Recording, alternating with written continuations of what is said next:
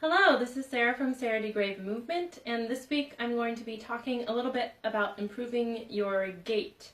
So what is happening when you're walking and how that can influence the amount of actual movement you're getting out of all of the joints while you're walking, and also kind of the wear and tear that's happening on your joints as you're walking. And so we're just going to make a couple of shifts this week and do a couple of exercises to improve the gait pattern so that it's more nutritious for your body and less damaging if you happen to have some habits that are potentially causing a little wear and tear. So I know I've done a video on the calf stretch on this page before, but it's been a while since I have, and it's such a great stretch that we're going to do it again. So follow along if you can.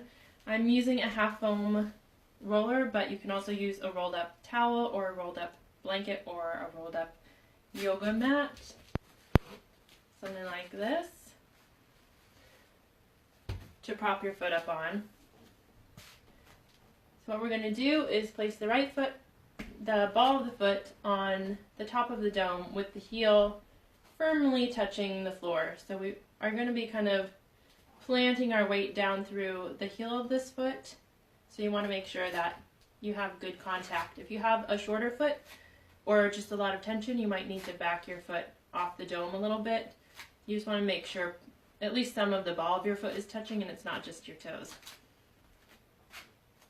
So placing the ball of the right foot on top of the dome,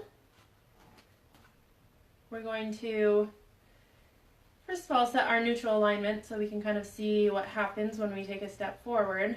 So I'm going to drop my ribs down, wrap my head, and I'm going to have my hips stacked over my knees, stacked over my ankle. So a vertical line here. And also my feet are straight, so right now they're not kind of turned out. I'm keeping them parallel and about pelvis width apart. So in this position, I'm going to step forward with my left foot, but only as far as I can without either my whole pelvis shifting forward. So we're going to keep the weight back. We don't want everything to shift forward.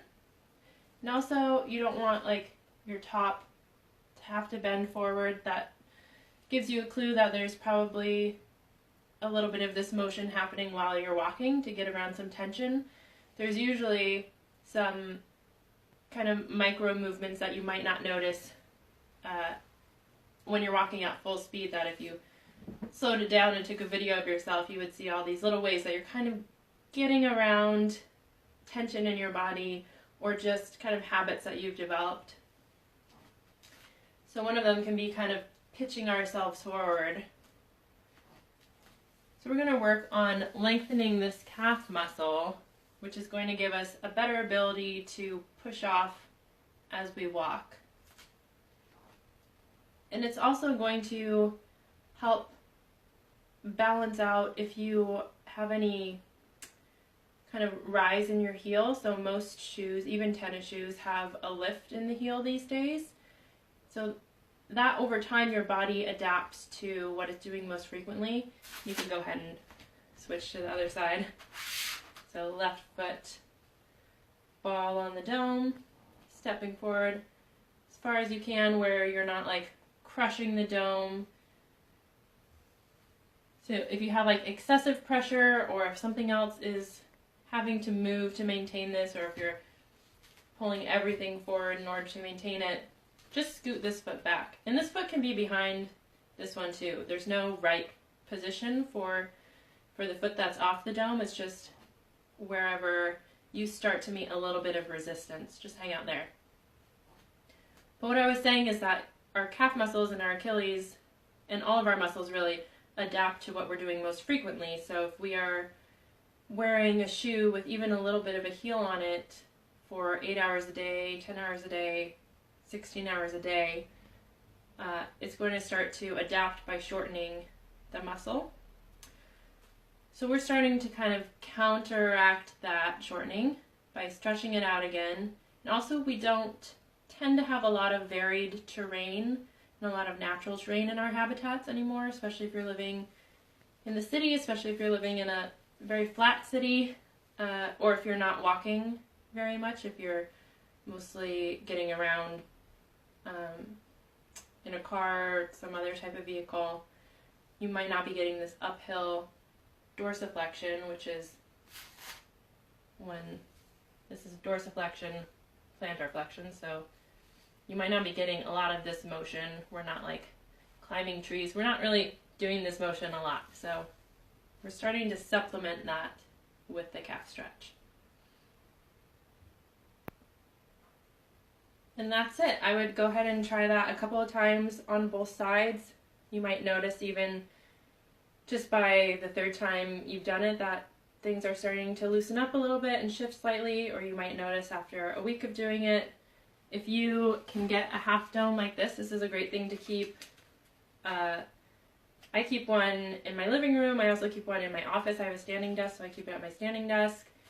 I know people who keep one in their bathroom, and then just whenever they're brushing their teeth for those 2 minutes, they do, brush 1 minute with it on the right side, 1 minute with the left side. And just find ways to sneak it into your day, and you will start to notice a difference. In your walking gait, you might not really notice it when you're walking. Usually you're not really paying attention to what your body is doing. But some people notice it in less frequent headaches. If you get tension headaches, that tension can not only travel up the kind of that nerve train, but also this stopping, if the muscle's not long enough to really push through the full gait pattern, that full extension, you can get this kind of mini whiplash where it gets to a certain point and then that's where it stops. But the rest of the body kind of has to adjust all the way up to the line, all the way up the top of the line, to that kind of jerking motion. And it's a very minuscule, you probably wouldn't even notice it. But I definitely know people who have reported less tension in their neck and shoulders and less headaches just from doing the calf stretch. It's also great if you have menstrual cramps for stretching out that kind of line of muscles and not only improving the blood flow, but also improving the tension in the back of your legs can allow the pelvis to sit more neutrally, which helps with all of that. So calf stretch, long story short, great for a lot of things, great for your body, highly recommend it. And I will be coming in this week with other kind of walking and gait related exercises. But I would start with that one and try to do it every day this week and see if you notice any difference from where you are at the beginning of the week to where you are at the end. That's it. I will see you next time. Have a great day.